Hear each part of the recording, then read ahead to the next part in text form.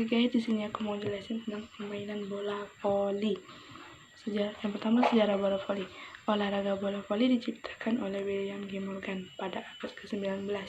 William G. Morgan menciptakannya karena dia terinspirasi dari James Naismith William yang menciptakan bola basket.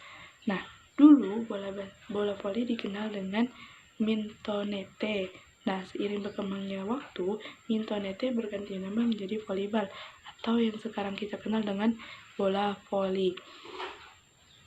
Pada tahun 1951, bola voli baru mulai masuk ke Indonesia setelah Indonesia merdeka.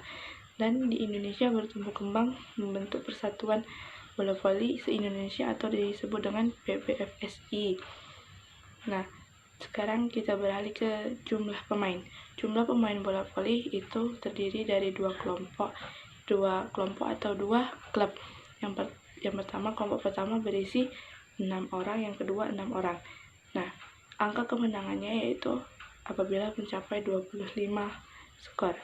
Ketika terjadi 2 poin 24-24, maka itu dianggap jus. Dua kali kemenangan baru akan mencapai kemenangan. Yang kedua, panjang lapangan. Panjang lapangan itu 18 cm dan lebar lapangan itu 9 cm. Nah, untuk tinggi net putra 2,43 meter dan